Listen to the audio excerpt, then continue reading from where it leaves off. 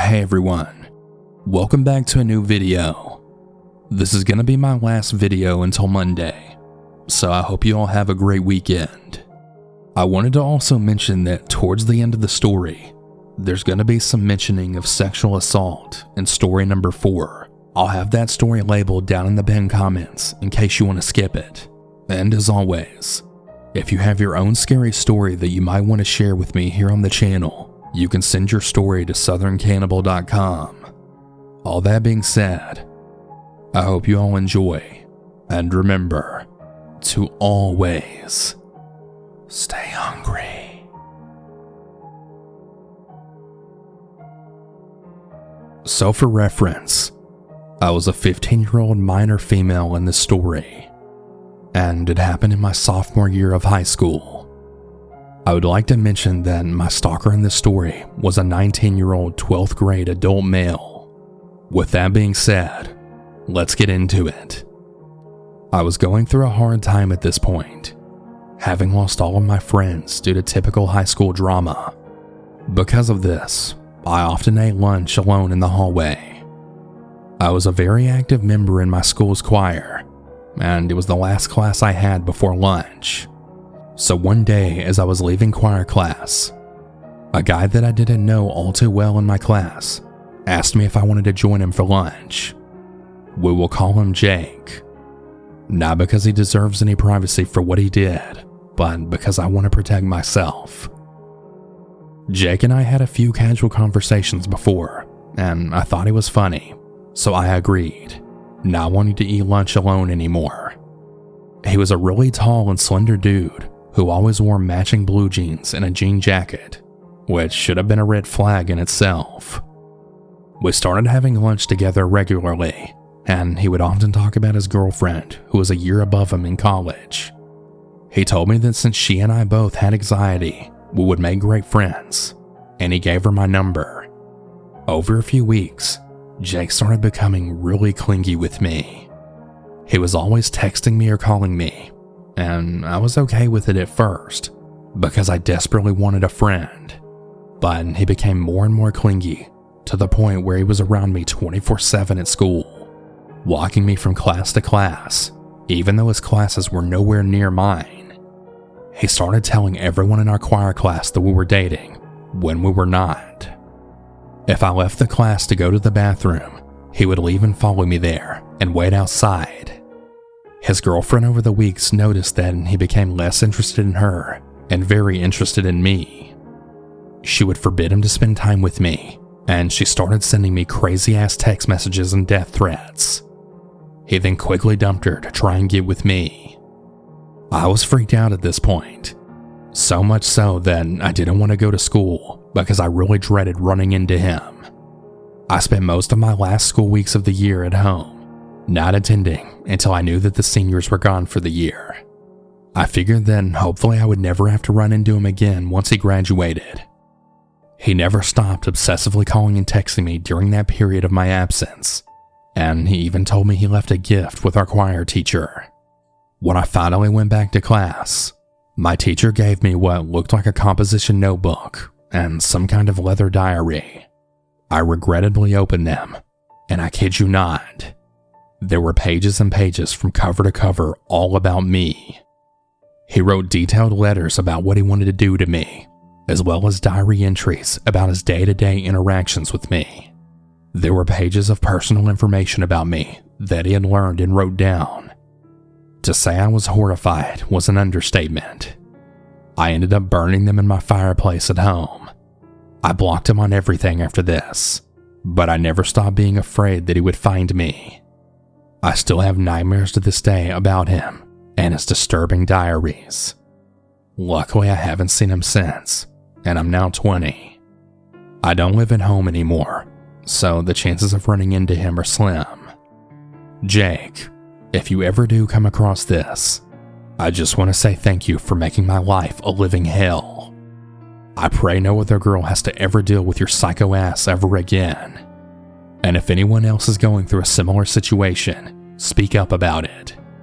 I really wish I wasn't so timid back then, afraid to tell anyone about what I was going through. Don't isolate yourself. there's always someone you can confide in. Oh, and Jake, fuck you.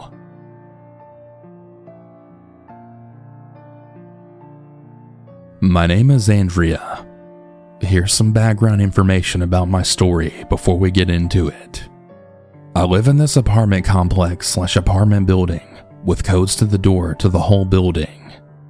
There's balconies upstairs and downstairs that show the front where the parking is, as well as the other apartments, and there's also balconies in the back that show the trees in the other apartment buildings. So the trees are in the middle, in between the apartments in the back. Now that we have that explained, here's my story. In January of 2021, I was home alone babysitting my siblings and my niece, while my mom and older sister were doing laundry at a laundromat. It was kind of dark outside, but I don't really remember what time it was. Also, the laundromat wasn't that far away. We were all in the living room on the couch, and next to the couch is the balcony, where it has a sliding glass door. We live on the bottom floor that shows all the trees in the apartments in the back that I just mentioned. We were all watching a movie, and I was the closest one to the sliding glass door, while my sister Ashley was sitting on the side closer to the TV, but she can still see everything outside, while I can only see some of it. While watching the movie, I kind of felt like something was off. In the corner of my eye, I can see something moving from outside, but only a little bit, because I don't want to turn around and look right at it. I just see from the corner of my eye what looked like a face. I panicked a little, but I didn't want to scare my siblings or niece, so I pick up my phone and then call my mom, because I wanted to see if maybe it was my mom outside, and maybe she was looking inside because she forgot her keys or something. So I call my mom and she answers, and I then ask her, hey mom, are you outside on the porch? And what she said back made my heart absolutely stop. No, we're almost home though. Is something wrong? I look at my sister's face when she then noticed someone outside. I then look at her and calmly ask her, Ashley, who's outside? What do you see? And she then says back, it's a random man looking inside our house. I tell my mom on the phone what my sister just said, and my mom then tells me to hide in the bathroom with my siblings and niece and to call the police. I hung up the phone, grabbing everyone, and then take them to the bathroom and hid with them while calling the police.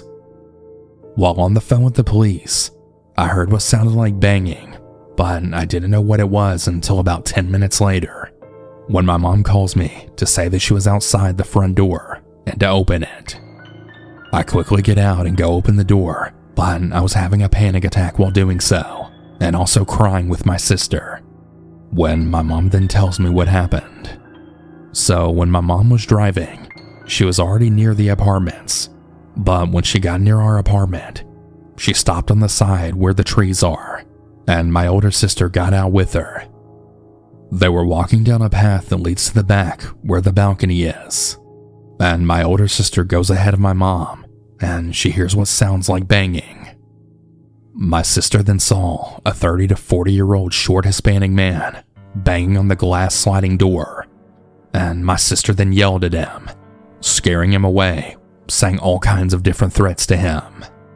My sister is also tall, standing at 5'10", and she went chasing after him.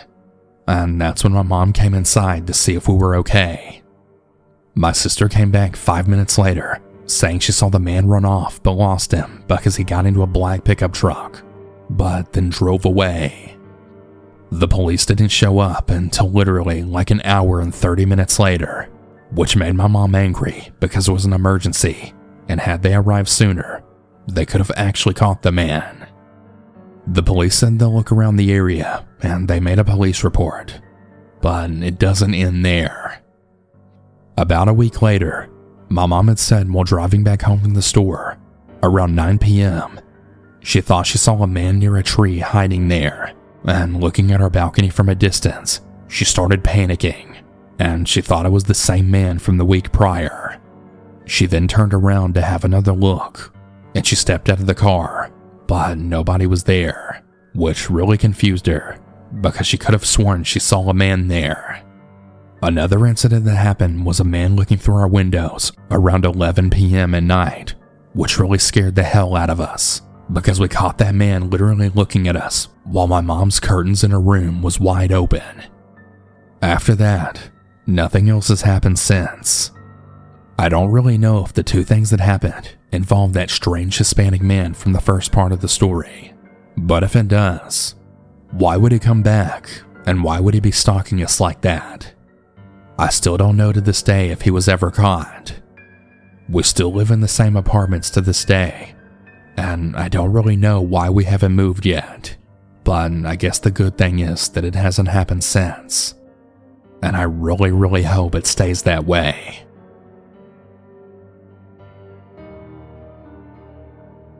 This happened many years ago. I was about 12 when this happened. I was staying at my friend's house overnight. For privacy reasons, we'll call him John. John and I were best friends ever since I could remember, and our parents were close friends too. I was at his house one night, and I decided to stay over. We played video games, ate a lot of food, and we even prank called some random numbers. A while after, we both fell asleep, and I woke up in the middle of the night, and I really wanted to go back home. So I went to check if he was still asleep, and I quietly walked downstairs and looked for a paper and pen. I had wrote him a note that I was leaving, and that I'd text him when I got home, which was about 5 minutes away, so I left. I was getting closer to my home, and something then stopped me dead in my tracks. Right as I went up to my apartment stairs, I heard yelling. It sounded like a man's voice, but it was difficult to tell. He then shouted, "Hey you!" I was so close to my door, and I sprinted. I then heard footsteps rapidly approaching me. I then screamed and started banging the door. My stepdad answered, asking what was wrong, and I then told him. A few seconds later, he went outside to look for the guy. He found the guy and called the police. What felt like an hour but was probably about 30 minutes, the cops came and they asked me and my stepdad about what happened, to which we then explained. The two police officers listened, and when we described the guy, they both just kind of looked at each other, then sang, "Yeah, we've received several complaints about the same man. He was arrested for stalking in the past, and he's been charged with assault, and he was released not too long ago. I couldn't believe how lucky I got that night. Every day, I always think, what would have happened if my stepdad wasn't there to answer the door? Thank God he was." I'm 30 years old and female. This all takes place when I was in my very early 20s, and although it's been nearly a decade since, the details are still seared into my brain. At the time of this story, I was working at a small diner that only did dinner service a few times a week. After one late night of work, when I was both tired but too restless to go home and sleep, I instead drove half an hour to a nearby town to go walk around inside the Walmart. If you have ever lived in a nowhere kind of town, you'll know that's just a thing people do when there's really nothing more interesting to do. There's not much going on in places like this. So I'm milling about in the store, pushing my cart down one aisle after another, in search of some elusive mystery item not yet discovered that will pique my interest. Translation: I don't really need anything, but I'm enjoying browsing for a bit. I'm just about to reach the kitchen section when I noticed a guy a few yards behind me. I have an odd feeling in the back of my brain that he had been watching me, even though he wasn't looking at me when I noticed him. So I mind my own business and keep browsing, but right as I turn into the first of the few kitchen aisles, he rounds the corner behind me. An odd feeling creeps up from the pit of my stomach, but I ignore it. I have an anxiety disorder that is particularly marked by discomfort in public spaces and around strangers, but I do my best to work around it to be a mostly functional human being. I keep going. As I turn the corner of the next aisle, however, I can't help but sneak a peek backward, and there he is, still following me. There's no doubt about it now. The only trouble is now he's closer, and turning back to him seems to have been interpreted as an invitation to chat. He speeds up and he offers me a greeting, which I awkwardly respond to. The guy is shorter than me about an inch or two. He has a dark complexion, hair and eyes, and he's talking very fast and excitedly. I'm only able to pick out some of his words. I always struggle with this sort of thing, but I'm trying to be polite. He compliments me several times, telling me that I'm beautiful and that he would really love to get to know me better. I told him very bluntly that I'm in a relationship, but that I do appreciate his honesty, and I'm flattered by his interest. He does not seem deterred in any way. In fact, he starts asking for my phone number. I don't really know what to say to him at this point, because I don't want to be rude, but I also really don't want to give some stranger my phone number. I settle for giving him my phone number, but with the last digit intentionally wrong, in the hopes that it seems genuine, and I don't end up having to speak to this person again after the weird encounter at the store. However, the moment I give him the number, he calls it and frowns when my phone doesn't go off.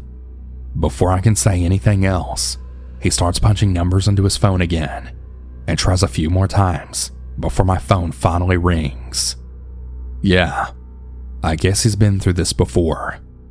I laugh nervously and I say to him that I always forget my own phone number, and that I'm just not very good with numbers, which is mostly true anyway.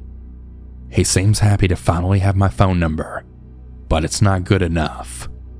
No, he's now offering to drive me back to his place for drinks and to hang out with him. I tell him that I have to work early in the morning and that I absolutely have to go right home and to bed, so that I have a few hours to sleep before my next shift. This is a blatant lie. I'm actually off for the next 2 days, but something just isn't right about this guy, and I can feel it. He's violating one boundary after another, from approaching me while I was clearly just minding my own business, all the way up to insisting on getting my phone number and inviting me to come into his home within literal minutes of meeting me for the first time ever. He doesn't seem to know this or care, and he just keeps insisting that I come with him to hang out and have a good time tonight. I told him that I really can't tonight, but that I would like to hang out sometime soon. Another blatant lie. After these short few minutes that feel like an hour, I know there's something seriously wrong with him, and that I will never spend another moment of my life with him voluntarily.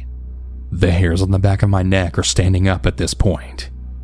It doesn't matter how many times I say it or how politely I say it.